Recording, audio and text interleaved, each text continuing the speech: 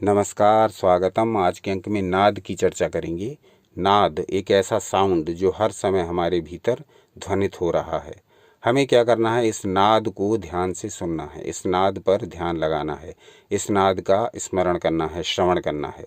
बस 5 मिनट प्रतिदिन यदि अपनी दिनचर्या में से निकाल करके यदि हम अपने भीतर होने वाली इस ध्वनि को, अपने भीतर होने वाले इस हर पल चलने वाले साउंड को सुनने का अभ्यास कर लें तो न सिर्फ बहुत सारे शारीरिक रोगों और बहुत सारे मानसिक रोगों से मुक्ति पा जाएंगे, बल्कि अध्यात्म के पथ पर भी अग्रसर होंगे।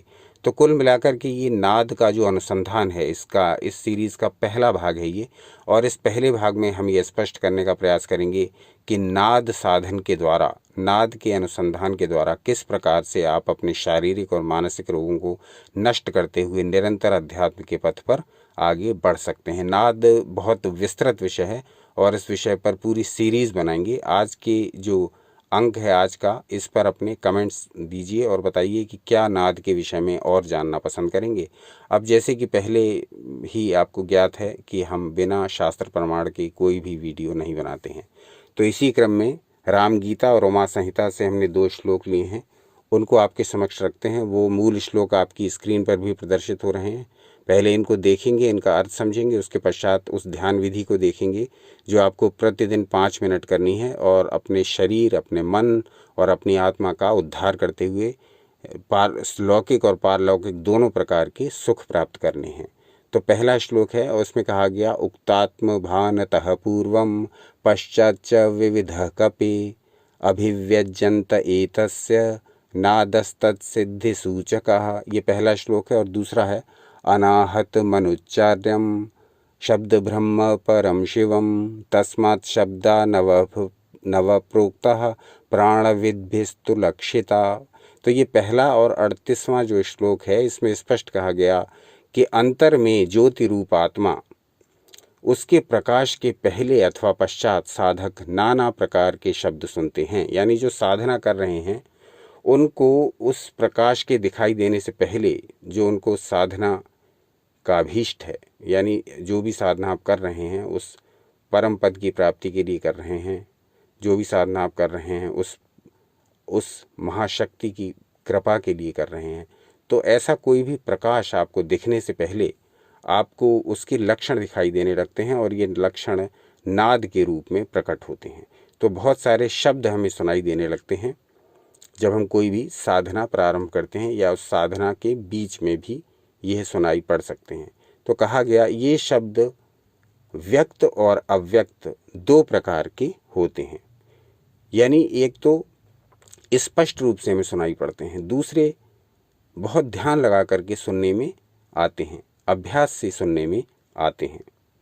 तो कहा गया, जिस शब्द की उपमा किसी बाहर के शब्द के साथ दी जाए उसको अव्यक्त कहते हैं, और जो शब्द घड़ी घंटा के तुल्य स्पष्ट प्रतीयमान होता हो उसको व्यक्त कहते हैं। तो व्यक्त बहुत ही ईजिली हमें पकड़ में आ जाता है, व्यक्त नाद जो होता है, लेकिन अव्यक्त जो शब्द है उसको समझने के लिए, उसको जानने के लिए हमें नाद योग का अभ्यास करना होता है। अभ्यास जैसे जैसे हमारा बढ़ता जाता है, हम व्यक्त और अव्यक्त दोनों प्रकार के नादों में तुलना करना, अंतर करना और उनको पकड़ना सीख जाते हैं। ये कैसे होता है? ये निरंतर अभ्यास से होता है। जब नाद योग का, जब नाद साधना का निरंतर अनुसंधान करते रहते हैं तब यह स्थिति प्रकट होती है। अब हमें ये करना कैसे है ये देखेंगे। पहले दूसरे श्लोक के अर्थ को भी जान लें। इसमें कहा गया कि बिना आघात और बिना उच्चारण के जो शब्द अंतर में स्वतः प्रस्फुटित होने लगते हैं उनको शब्द ब्रह्म कहते हैं। यानी उस शब्द को आप निकाल नहीं रहे हैं, उस शब्द को आप प्रकट नहीं कर रहे हैं, उस शब्द को आप उत्पन्न नहीं कर रहे हैं, वो शब्द अपने आप उत्पन्न हो रहा है। तो ये शब्द ब्रह्म है। इसीलिए शब्द ब्रह्म अनाहत ध्वनि को लक्ष्य करने वाले योगी इसको 9 प्रकार का कहते हैं, लेकिन योग शास्त्रों में नाद असंख्य प्रकार के बताए गए हैं। तो कहने का अर्थ ये कि नादों के विषय में आप जब ही जान सकते हैं जब आप नादों का अभ्यास करना प्रारंभ करते हैं, नाद का अनुसंधान करना प्रारंभ करते हैं। जो आपके भीतर हर समय ध्वनि घटित हो रही हो उसको पकड़ने का, समझने का और उससे लाभ उठाने का प्रयास करते हैं। तो ये नाद साधना या नाद अनुसंधान कैसे करना है, अब इसको समझ लेते हैं। मात्र 5 मिनट का ये अभ्यास करना है आपको, और स्टार्टिंग में और भी कम कर सकते हैं, इसको धीरे धीरे बढ़ाते हुए कम से कम 5 मिनट तक ले जाएं, तब यह अभ्यास, ये ध्यान आपको पूरा लाभ देगा। इसको 1 महीने करके ही आपको पूरा लाभ अनुभव हो जाएगा, शारीरिक रूप से भी, मानसिक रूप से भी, आत्मिक रूप से भी। तो कैसे इस ध्यान को करते हैं, अब इसकी विधि प्रस्तुत है। नादानुसंधान पार्ट 1, पहली विधि। इसमें आपको प्रारंभ में तो, बाद में तो आप इसको लेट कर भी कर सकते हैं, शवासन में आकर भी कर सकते हैं, परंतु प्रारंभ में जब आप करें तो बैठ कर ही इसको करें। किसी भी उपयुक्त आसन में बैठ जाइए। सुखासन में बैठ सकते हैं, पालथी मारकर बैठ सकते हैं। जो लोग बैठ नहीं सकते, कोई भी आसन नहीं लगा सकते हैं, वो अपनी चेयर पर बैठ सकते हैं। रीढ़ की हड्डी, स्पाइन को सीधा रखेंगे, कंधे सीधे रखेंगे, गर्दन सीधी रखेंगे। स्पष्ट यानी सीधे और सतर्क बैठ जाएंगे, परंतु आपको तन कर नहीं बैठना है।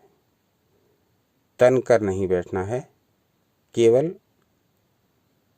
सीधा बैठना है। अब आप आंखों को बंद कर लीजिए। बाहर के दृश्य अदृश्य हो गए। दोनों हाथ की उंगलियों से, अंगूठे के बराबर वाली जो उंगलियां हैं, पहली उंगली, दोनों हाथ की पहली उंगली से दोनों कानों को बंद करिए। अब आपकी दोनों आंखें बंद हैं, दोनों कान बंद हैं और आपकी स्पाइन सीधी है। अब आप जो अपने शरीर के भीतर ध्वनि गुंजरित हो रही है, उस पर ध्यान लगाइए। शरीर के भीतर कई प्रकार का साउंड हो रहा है, निरंतर होने वाला। इसको सुनिए, इसको ऑब्जर्व करिए। अब बस अपने ध्यान को इसी साउंड को सुनने पर लगा दीजिए।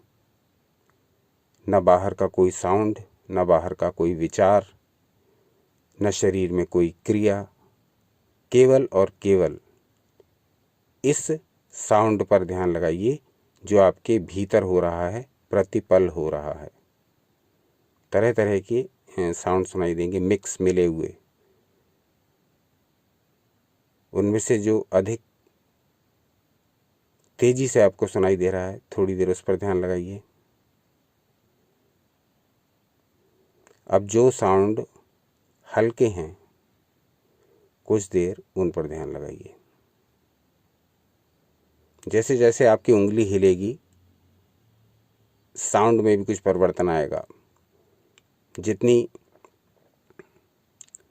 जितने दबाव से आपने कानों को बंद कर रखा है, उस दबाव को हल्का और तीव्र करके देखें तो भी साउंड में अंतर आएगा।